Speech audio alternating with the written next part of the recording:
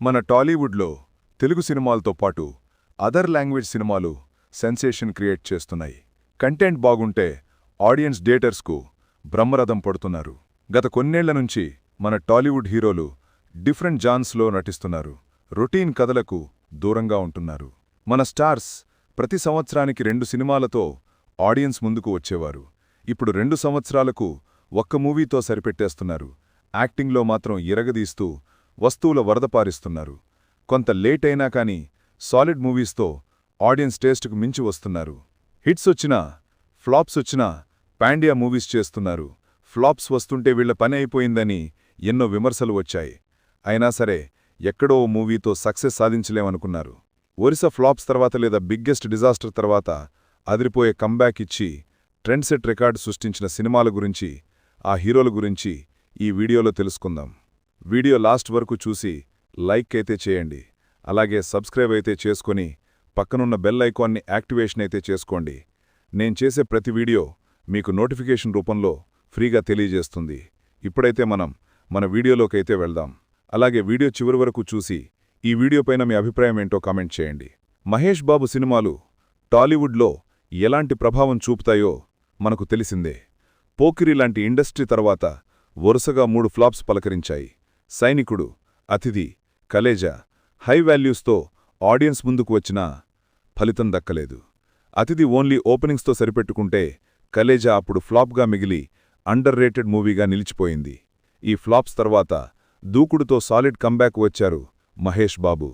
శ్రీనువెట్ల తన కామెడీ మార్క్తో సహా కమర్షియల్ అంశాలను స్క్రీన్పై చక్కగా ఆవిష్కరించాడు. మహేష్ బాబు దూకుడులో చెప్పే డైలాగ్స్ అల్టిమేట్. 100 కోట్ల గ్రాస్ రాబట్టిన సెకండ్ తెలుగు ఫిల్మ్ ఇది. బాక్సాఫీస్ దగ్గర non industry record నెలకొల్పింది. Mahesh Babu మార్కెట్ను, షాడమ్ను మరింత పెంచింది దూకుడు. రవితేజ అయితే ఇట్లు ఫ్లాప్స్తో సంబంధం లేకుండా నాన్ స్టాప్గా మూవీస్ చేసుకుంటూ వెళ్తాడు. 2011 సంక్రాంతికి మిరపకాయతో బిగ్గెస్ట్ సక్సెస్ సాధించాడు. ఇందులో రవితేజ యాక్టింగ్ మెయిన్ అసెట్గా నిలిచింది. ప్రతి ఫ్రేమ్ మరో అసెట్గా నిలిచింది. మిరపకాయ తర్వాత వరుసగా 7 సినిమాల్లో నటించారు. అవన్నీ ఫ్లాప్స్గా మిగిలాయి. అందులో దొంగలముఠ, దేవుడు చేసిన మనుషులు 1% కూడా ఆడియన్స్కు నచ్చలేదు. రవితేజ సినీ ప్రస్తావన అయిపోయిందా అన్నవారు ఎందరు. కానీ 2013లో రిలీజైన బల్పు రవితేజ సినీ కెరీర్లో బిగ్గెస్ట్ హిట్గా నిలిచింది. రొటీన్ స్టోరీతో డిఫరెంట్ స్క్రీన్ ప్లేతో రిలీజైంది movie. Commercial scenes, comedy sentiment పర్ఫెక్ట్గా కుదరడంతో రవితేజ కంబ్యాక్ వచ్చారు. 2012 టాప్ 10 సినిమాల్లో ఒకటిగా నిలిచింది బల్పు. నందమూరి బాలకృష్ణ లక్ష్మీనరసింహతో సక్సెస్ను తన ఖాతాలో వేసుకున్నారు. లక్ష్మీనరసింహ తర్వాత దర్శకులు బాలయ్యతో మూవీస్ చేయడానికి ముందుకు రావడంతో వరుసగా సినిమాలను ఒప్పుకున్నాడు. అవన్నీ దారుణంగా డిజాస్టర్స్ అయ్యాయి.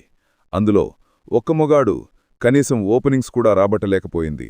అల్లరిపిడుగు, మహారథి, పాండురంగడు, మిత్రుడు ఇలా వరుసగా డిజాస్టర్స్ అందుకున్నారు బాలయ్య.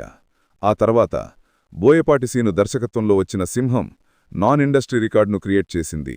బాలయ్య కెరీర్లో 35 కోట్ల షేర్ రాబట్టిన తొలి చిత్రంగా నిలిచింది. సీడెడ్లో అయితే బాలయ్యకు తిరుగులేని స్టార్డమ్ అందించింది. సీడెడ్లోనే కాదు, నెల్లూరు, గుంటూరు, వైజాగ్ ఇలా చాలా ఏరియాస్లో టౌన్ రికార్డులను సృష్టించింది సింహం. బాలయ్యకు కంబ్యాక్ ఫిలింగా నిలిచింది. ఒరిస ఫ్లాప్స్తో ఎన్నో విమర్శలు ఎదుర్కొన్నారు బాలకృష్ణ. ప్రభాస్ పాండియా హీరో అయ్యాక వరుస డిజాస్టర్సే వచ్చాయి. బాహుబలి సిరీస్ తర్వాత వచ్చిన సినిమాల్లో సాహో మూవీ మాత్రమే యావరేజ్ అవ్వగా ఆదిపురుష్, రాధేశ్యామ్ ఫ్లాప్స్గా మిగిలాయి. ఆ తర్వాత వచ్చిన సలార్ క్లాసిక్ రికార్డును సృష్టించింది. ఈ సినిమా ఏకంగా 800 కోట్ల క్లబ్లో చేరింది. దీని తర్వాత వచ్చిన కలికి 1000 కోట్ల మార్గం టచ్ చేసింది. ఇప్పుడు 8 సినిమాల్లో నటించడానికి సిగ్నేచర్ చేశారు ప్రభాస్. వరుస ఫ్లాప్స్ వచ్చినా కానీ బిజినెస్ చేయడంలో రికార్డు సృష్టించాయి ప్రభాస్ సినిమాలు. తెలుగు సినిమా స్థాయిని పెంచడంలో ప్రభాస్ కీలక పాత్ర పోషించారు. ఛత్రపతి తర్వాత కూడా మూవీస్ అంతగా సక్సెస్ కాకపోయినా డార్లింగ్తో యూత్ ఆడియన్స్ను కట్టిపడేశారు. పోయిన ఇమేజ్ను డార్లింగ్తో మళ్లీ రాబట్టాడు ప్రభాస్. రామచరణ్ రంగస్థలంతో ఆల్ టైమ్ హిట్ను అందుకున్నాడు. చరణ్ యాక్టింగ్కు ఫిదా అయ్యారు ఆడియన్స్. స్టోరీ, స్క్రీన్ ప్లే ఇలా ప్రతికొట్టి చాలా డిఫరెంట్గా కనిపించాయి. చరణ్ని 200 కోట్ల హీరోని చేసింది మూవీ. దీని తర్వాత వచ్చిన వినయ విధేయ రామ 2019 సంక్రాంతికి రిలీజ్ అయింది. కమర్షియల్, మాస్ అంశాలతో తెరకెక్కి ఫ్లాప్ అయింది మూవీ. ఫస్ట్ షో నుంచే ఫ్లాప్ టాక్ను తెచ్చుకుంది. దారుణంగా బయ్యర్లకు నష్టాలను మిగిల్చింది. వినయ విధేయరామ తర్వాత రామచరణ్ నుంచి వచ్చిన మూవీ త్రిబుల్ ఏకంగా 1300 కోట్ల క్లబ్ చేరింది మూవీ. కనీసం 50 కోట్లు రాని మూవీ తర్వాత ఇంత పెద్ద హిట్ అందుకుని ఇన్ని కలెక్షన్స్ రాబడ్డడం మరో ఘనత. త్రిబుల్తో రామచరణ్ గ్లోబల్ స్టార్గా ఎదిగాడు. పవర్ స్టార్ పవన్ కళ్యాణ్ కూడా ఫ్లాప్స్తో సతమతమయ్యారు. 2001లో రిలీజైన ఖుషీ బాక్సాఫీస్ దగ్గర ఎలాంటి రికార్డులు సృష్టించిందో మనకు తెలిసిందే. రిలీజైన ప్రతి సెంటర్లో ఖుషీ హౌస్ఫుల్గా నడవడంతో పాటు గ్రాండ్ ఓపెనింగ్స్ రాబట్టింది. ఇలా బాక్సాఫీస్ దగ్గర మరిన్ని రికార్డులు సృష్టించింది. దీని తర్వాత పవన్ కళ్యాణ్ నుంచి వచ్చిన మూవీ జానీ నెగిటివ్ టాక్ తెచ్చుకొని కోలుకోలేని దెబ్బ కొట్టింది. యావరేజ్గా ఆడడం లేకపోతే ఫ్లాప్గా మిగలడమే అయ్యింది. 2008లో వచ్చిన జల్సా మాత్రమే పర్వాలేదు అనిపించింది. ఇలా 2011 వరకు ఫ్లాప్స్తో సతమతం అయ్యారు పవన్. 2012లో రిలీజైన గబ్బర్ సింగ్ ట్రెండ్ సెట్టర్ రికార్డును క్రియేట్ చేసింది. పవన్ కళ్యాణ్ని 100 కోట్ల హీరోయిన్ చేసింది గబ్బర్ సింగ్. గబ్బర్ సింగ్ వరకు ఫ్లాప్స్ వచ్చినా కానీ పవన్ కళ్యాణ్ ఇమేజ్ ఏమాత్రం తగ్గలేదు. అల్లు అర్జున్ గంగోత్రితో హీరోగా ఇండస్ట్రీలోకి అడుగుపెట్టాడు. ఆ తర్వాత స్టైలిష్ స్టార్గా గుర్తింపు పొందాడు. దేశముదుతో హెవీ ఫ్యాన్ బేస్ పెంచుకున్నాడు. పరుగుతో మరో క్లాసిక్ హిట్ అందుకున్నారు. ఆ తర్వాత వచ్చిన ఆర్యా 2, వరుడు, వేదం, బద్రీనాథ్ సినిమాలు అనుకున్న రేంజ్లో అయితే ఆడలేదు. ఆర్యా 2 మూవీ యావరేజ్ అవగా వేదం ప్రశంసలు మాత్రమే దక్కించుకుంది. బద్రీనాథ్ భారీ ప్రతిష్టాత్మకంగా వచ్చిన ఫ్లాప్ టాక్ను మూటగట్టుకుంది. ఇలా వరుస ఫ్లాప్స్ తర్వాత జులైతో డబుల్ ప్రాఫిట్ను అందించారు అల్లు అర్జున్. జులై సక్సెస్ కావడానికి అల్లు అర్జున్ యాక్టింగ్ ప్రధాన బలం. త్రివిక్రమ్ రాసిన డైలాగ్స్ మరో వండర్. పరుగు తర్వాత మళ్లీ అంతటి సక్సెస్ను జులైతో అందుకున్నాడు అల్లు అర్జున్. జూనియర్ ఎన్టీఆర్ అదుర్సు, బృందావనం సినిమాలతో back to back black busters అందుకున్నాడు. ఆ వెంటనే శక్తి, ఊసరవెల్లి, దమ్ము, బాద్షా, రామయ్య వస్తవయ్య రభస సినిమాలో నటించారు. ఇందులో బాద్షా సూపర్ హిట్ అవగా మిగిలిన 4 సినిమాలు నిరాశ మిగిల్చాయి. జూనియర్ ఎన్టీఆర్ కథలను సెలెక్ట్ చేసుకోవడంలో ఫెయిల్యూర్ అవుతున్నారని అభివర్ణించింది టాలీవుడ్. కొంత టైం వెయిట్ చేసి టెంపర్ కథను సెలెక్ట్ చేసుకున్నాడు. నెగిటివ్ షేడ్లో ఊరమాస్ యాక్టింగ్ కనపరిచారు. ఒక సినిమాకు కావాల్సింది కథ, ఎమోషన్, క్యారెక్టరైజేషన్. ఈ 3 కలిస్తే ఖచ్చితంగా మూవీ సక్సెస్ సాధిస్తుంది. ఈ ఫార్ములా టెంపర్కి పర్ఫెక్ట్గా సెట్ అయింది. ఎన్టీఆర్ యాక్టింగ్ చూసి మురిసిపోయారు ఆడియన్స్. ఫైనల్గా టెంపర్తో సాలిడ్ కంబ్యాక్ వచ్చారు జూనియర్ ఎన్టీఆర్. టెంపర్ నుంచి ఇప్పటివరకు నటించిన సినిమాలలో ఏ మూవీ బాక్సాఫీస్ దగ్గర పరాజయం కాలేదు.